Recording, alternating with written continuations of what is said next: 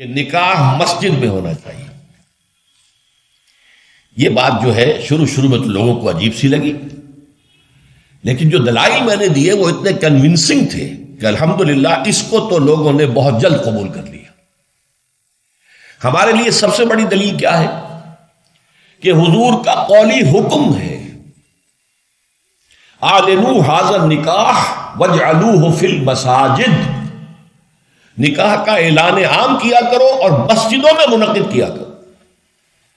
یہ جامع ترمذی شریف کی روایت ہے.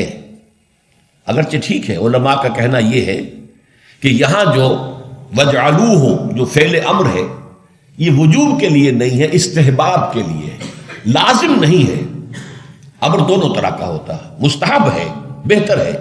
تو سوال یہ کہ بہتر کو کیوں چھوڑے؟ جس کو محمد رسول اللہ نے بہتر قرار دیا ہو اسے کیوں چھوڑے؟ کس دلیل سے چھوڑے؟ ہمیں لازماً اختیار کرنا چاہیے. پھر میں نے عرض کیا حضور کی بیٹیوں کے نکاح مسجد میں ہوئے تو ہمارے ہاں کون ہے وہ چودھری اور وہ سرمایہ دار تو جو سمجھے کہ میری بیٹی کی تو توہین ہو جائے گی اس کا نکاح مسجد میں ہو؟ اس طرح باتیں سمجھانے کے لیے ہوتی. حضور کی محبت ہر مسلمان کے دل میں ہے، لیکن کسی نے ادھر توجہ دلائی ہی نہیں تو لوگ کیا کریں؟ اس میں علماء کی فیلیور ہے سب سے بڑی. اور اس کی وجہ کیا ہے؟ وجہ یہ ہے کہ ہمارے مولوی عام طور پر کمی کاری ہوتے ہیں، ملازم ہوتے ہیں. دیہات میں تو ان کی حیثیت کمی کاروں سے زیادہ ہوتی ہی نہیں. وہ چودھریوں سے کیسے کہے؟ عام شہروں میں بھی مساجد کی جو مینیجنگ کمیٹیز ہوتی ہیں وہ تو سرمایہ داروں پر، لوگوں پر، اونچے لوگوں پر ملتوی ہوتی ہیں، ان سے کیسے کہیں؟ لہذا یہ حدیث جو ہے بیان نہیں کی گئی. حدیث موجود ہے ترمذی شریف کی، اعلنوا ھذا النکاح واجعلوہ فی المساجد. میں نے اس حدیث کا حوالہ دیا تو لوگوں کی آنکھیں کھل گئی. جب کہا دیکھو اگر فاطمہ الزہرا رضی اللہ تعالی عنہا کا نکاح مسجد میں ہو سکتا ہے تو کس کی بیٹی زیادہ عزت والی ہے حضرت فاطمہ الزہرا رضی اللہ تعالی.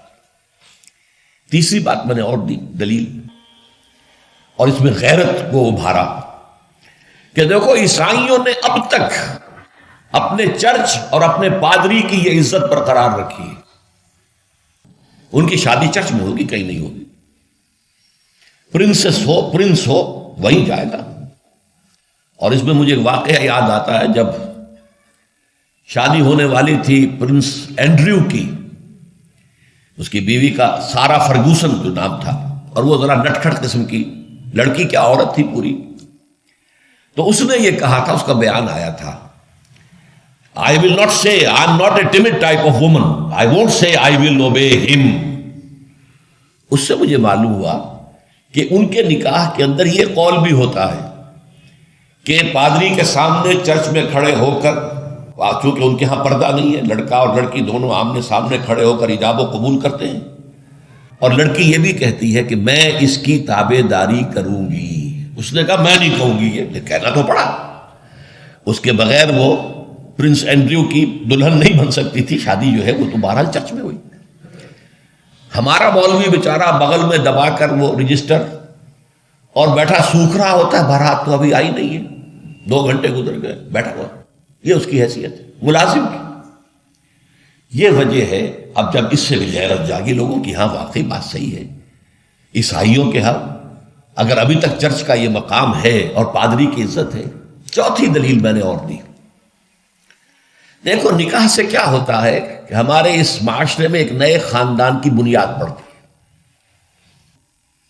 اس کے لیے دعا کرنا، خیر، برکت، بھلائی، سعادت، یہ اس نکاح کا جز ہوتا ہے. لکھتے بھی ہیں کہ دعا میں شریک ہو. اب ظاہر بات ہے کہ دعا کا ماحول آپ نے باہر جو ہے بڑے قالین بچھا لیے قیمتی، اور ان پر قیمتی صوفے رکھ لیے اور بڑے سنہری قسم کے شامیانے لگا لیے، لیکن وہاں پر ماحول کیا ہوتا ہے؟ سگریٹیں پی رہے ہیں، دھواں سگریٹوں کا، قہقہے لگ رہے ہیں، غیبتیں ہو رہی ہیں، اور یہ کہ کوئی بھانڈ آ گئے ہیں، فحش گوئی کر رہے ہیں. اس حال میں کوئی شخص جو ہے کونے میں بیٹھے ہوا مولوی صاحب جو من من من من من کر کے وہ کچھ پڑھتے ہیں اور کہتے ہیں دعا کر لو. اب دعا کیا خاک کر لو؟ دعا کے لیے ماحول ہوتا ہے، دل کی آمادگی ہوتی ہے، ذہنی اور نفسیاتی تیاری ہوتی ہے، تب دعا ہوتی ہے. یہ ماحول ہمارا اس میں ہم نماز کے لیے جمع ہوئے ہیں، جمعے کے لیے جمع ہوئے ہیں، مسجد ہے، پاک ماحول ہے، لوگ اپنی اپنی حد تک اچھے کپڑے پہن کے آئے ہیں اور اس کے اندر عطر بھی لگایا ہے، حضور کی سنتیں ہیں یہ، اس طرح جمعے کی تیاری کیا کرو۔ اس ماحول کے اندر کوئی دھواں نہیں ہے سگریٹ کا، کوئی قہقہ نہیں ہے، کوئی غیبتیں نہیں ہو رہی ہیں، کوئی بکواس نہیں ہو رہی ہے، یہاں دعا کا ماحول ہے۔